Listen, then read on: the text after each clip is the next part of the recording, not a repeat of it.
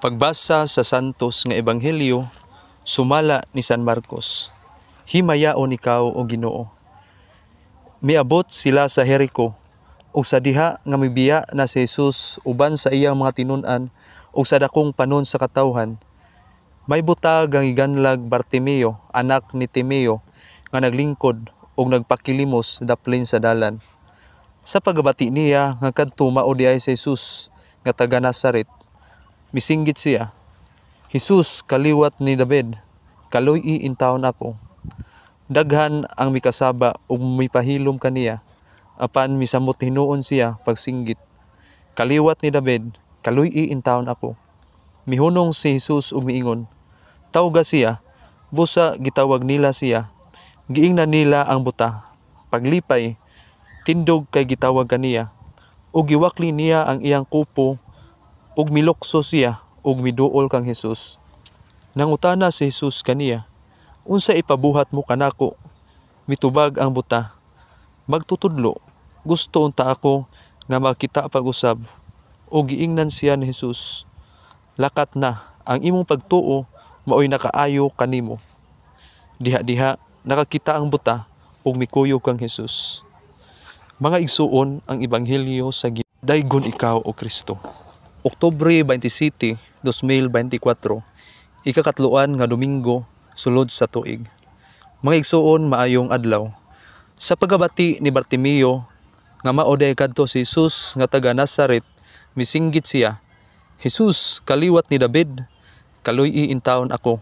Atoan na mabasa maigsuon sa Marcos 10 bersikulo 47. Kining mga pulong ni Bartimeo naghatag kanato ni anang hingpit nga paagi sa pagampo tungod ni ining mosunod nga mga rason. Una, kining mga pagampo nagpadayag lang sa dakong pagpaubos ni Bartimeo.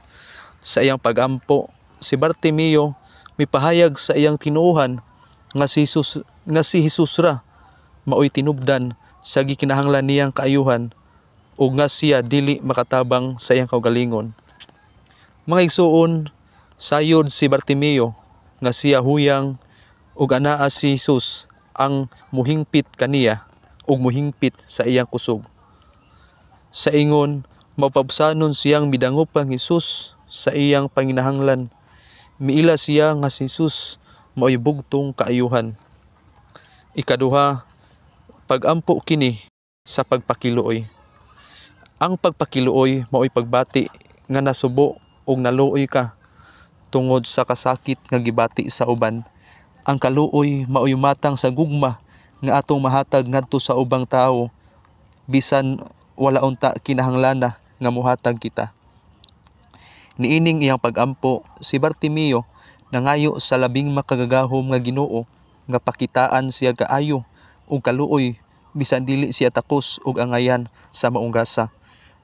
Kining pagampo nagtug-an nga si Bartimeo sayod sa iyang pagkadili takos sa tabang sa atong Ginoo. Apan misinggit lang gihapon siya. Naglaom nga tabangan siya ni Jesus ug tinuod gayud nga gitabangan siya.